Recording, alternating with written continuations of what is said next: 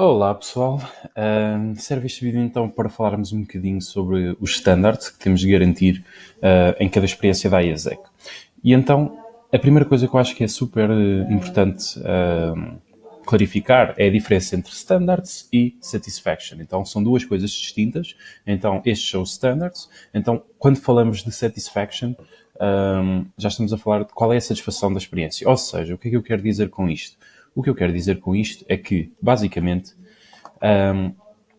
mesmo, mesmo ao cumprir todos os standards, aqui estamos a garantir os mínimos que uma experiência da IASEC deve ter.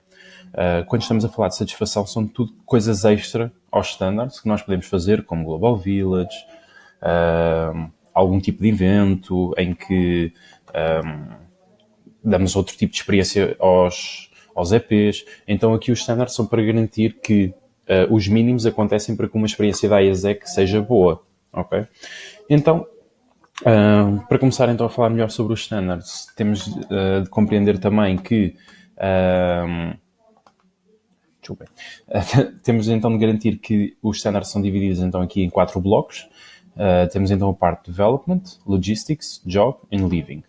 Sendo que somos uma organização de desenvolvimento de liderança, temos de ter sempre aqui a parte de Development como a nossa primeira prioridade. Então aqui, como também estão organizadas, não quer dizer que uma seja mais importante que a outra, mas nós metemos aqui no topo aquilo que nós queremos garantir, as primeiras coisas que nós queremos garantir numa experiência, que é então realmente o desenvolvimento do EP.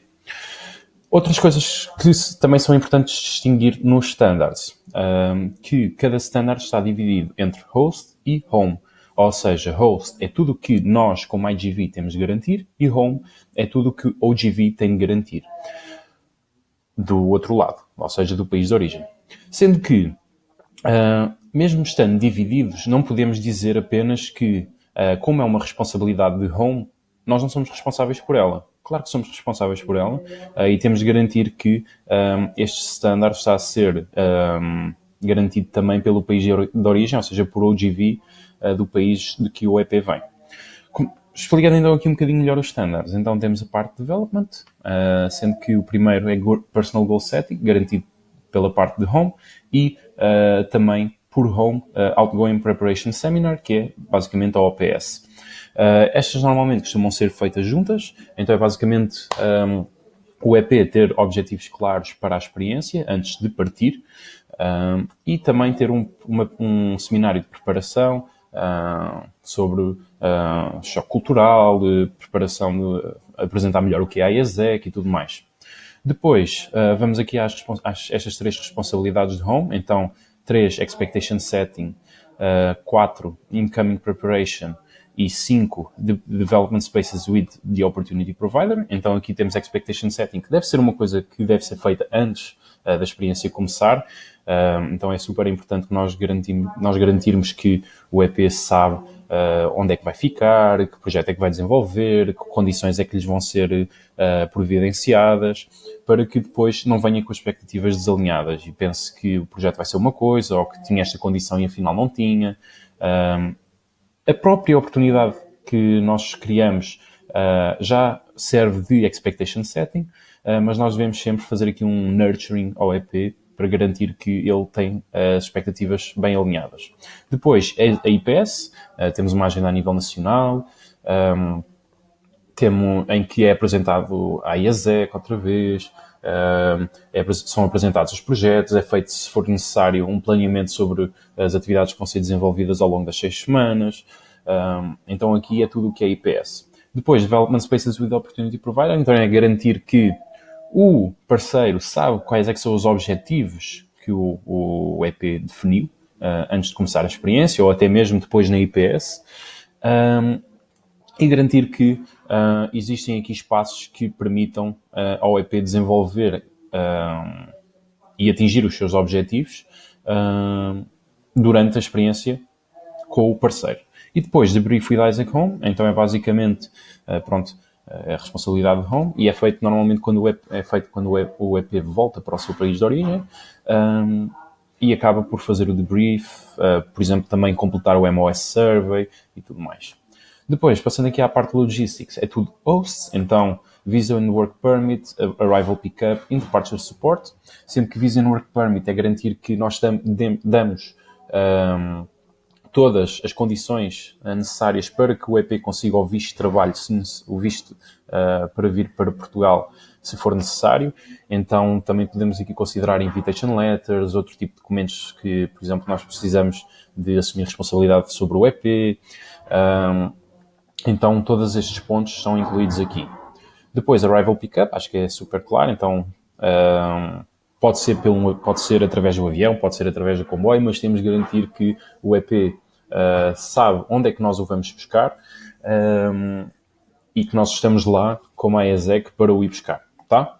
Depois, Departure Support, garantir que não precisa de ser necessariamente levá-lo ao aeroporto, mas garantir que ele tem tudo pronto para sair do país. Então, se for necessário algum documento, se for necessário fechar alguma conta, etc., etc., que nós garantirmos que ele tem todo este suporte para garantir, para voltar de uma forma legal para o país. Normalmente é um standard que nós acabamos por não dar muita atenção, mas às vezes é super necessário, apesar de a maior parte dos EPs não precisar de grande suporte em termos logísticos, ou não em termos logísticos, mas em termos legais, para voltar para o país.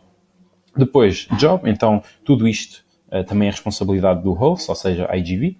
Então temos job description, então todo o que é as atividades de trabalho, garantir que ele está a desenvolver aquilo que estava planeado, working hour. Então, por XPP, nós temos de garantir pelo menos 25 horas semanais de trabalho, e como IGV nós temos de garantir tudo isto. A duração do projeto, ou seja, temos então aqui, pronto, desculpem, eu embaralhei-me aqui na hora, mas pronto, na ordem, mas pronto, é a duration primeiro, então garantir que a experiência tem pelo menos 6 semanas, e depois aqui, lá está, as 25 horas semanais. Isto também está explícito no XPP, que tem de ser pelo menos 6 semanas. E aqui, pronto, pelo menos 25 horas. E depois, temos também o First Day of Work, então temos de levar o EP ao primeiro dia de trabalho. É super importante nós garantirmos este standard, não só para ele estar claro qual é que é o caminho que tem de tomar para a entidade em que vai trabalhar, mas também para que tenhamos uma primeira reunião com o parceiro, para alinhar, por exemplo, se for ainda necessário alinhar horários, se for necessário alinhar outro tipo de coisas, garantir também que, por exemplo, falamos aqui dos Development Spaces with Opportunity Provider, apresentar quais é que são os objetivos do EP e tudo mais. Depois, na parte de living, temos então Insurance, que é a responsabilidade de home, ou seja, do GV do país de origem. Então temos de garantir que o EP tem o seguro de saúde para vir para Portugal.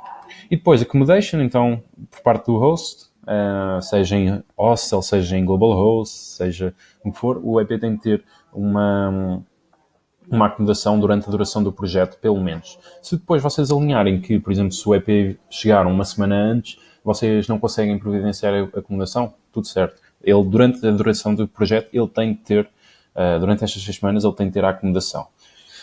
Se depois é antes ou depois, ele está cá mais tempo, então aí já não temos algum tipo de responsabilidade, mas convém ser sempre bem alinhado. E depois, Basic Living Costs, o último standard, também é por parte do host, então não só isto, às vezes há a noção que isto é mais para o produto Global Talent, então garantir que o EP tem o salário suficiente para viver no país, mas também ao mesmo tempo nós temos de garantir que o EP sabe quais é que são os custos de viver no país. Então não só este standard está relativo, por exemplo, a qualquer condição salarial que seja oferecida, mas também, ao mesmo tempo, ele estar consciente de quais é que são os custos de viver durante as 6 semanas em Portugal, quanto dinheiro é que deve trazer e tudo mais. Pronto, basicamente estes são os standards. Se depois tiverem alguma dúvida, já sabem que me podem contactar, Miguel Gaspar, MCVP IGV, de 2018-2019, e estejam à vontade. Obrigado.